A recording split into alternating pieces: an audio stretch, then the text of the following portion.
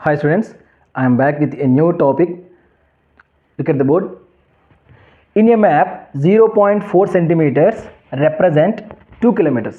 ఒక మ్యాప్ ఉంది, ఆ మ్యాప్లో 0.4 సెంటీమీటర్ అనేది రియల్లో తీసుకుంటే 2 కిలోమీటర్స్ ఈక్వల్ అవుతుందంట. How much distance will be represented by 52 centimetres in the map. అయితే మ్యాప్లో 52 సెంటీమీటర్స్ అనేది ఎంత డిస్టెన్స్ కలిగి ఉంటుంది రియల్ లైఫ్లో చూస్తే. ఓకేనా, ఫస్ట్ స్టేట్మెంట్ బేస్ చేసుకొని ఈ సెకండ్ స్టేట్మెంట్కి మనం ఆన్సర్ ఫైండ్ అవుట్ చేయాలి. సింపుల్ అమ్మ, 0.4 సెంటీమీటర్స్ అంటే అర్థం ఏంటంటే లెస్ దాన్ 1 సెంటీమీటర్ అనే కదా.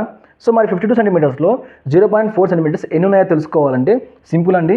52ని 0.4తో డివిజన్ చేయాలి. 52 సెంటీమీటర్స్ని 0.4 సెంటీమీటర్స్తో డివిజన్ చేయాలి. చేస్తే మీకు ఎన్ని 0.4s ఉన్నాయో తెలుస్తుంది 52లో. తర్వాత ఇంటూ 2 చేస్తే మనకు ఎన్ని కిలోమీటర్స్ తెలుస్తుంది. ఇంటూ 2 కిలోమీటర్స్ చేయాలి. సింపుల్ అండి. సో ఫస్ట్ ఇక్కడ డినామినేటర్లో డెసిమల్ ఉంది, అది ఫ్రాక్షన్లో కన్వర్ట్ అవుతే 4/10 అవుతుంది. న్యూమరేటర్లో 52 అలానే ఉంటుందమ్మా. Into 2 kilometres. నెక్స్ట్ స్టెప్లో ఇది ఏ ఫామ్లో ఉంది అంటే A/B/C ఫామ్లో ఉంది.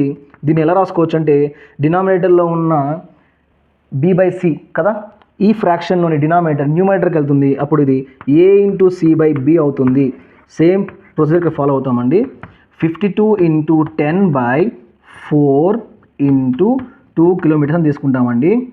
4 1s are 4, 13s are 52, 13 × 10 130, 130 2s are 260 kilometres మన ఆన్సర్ అండి.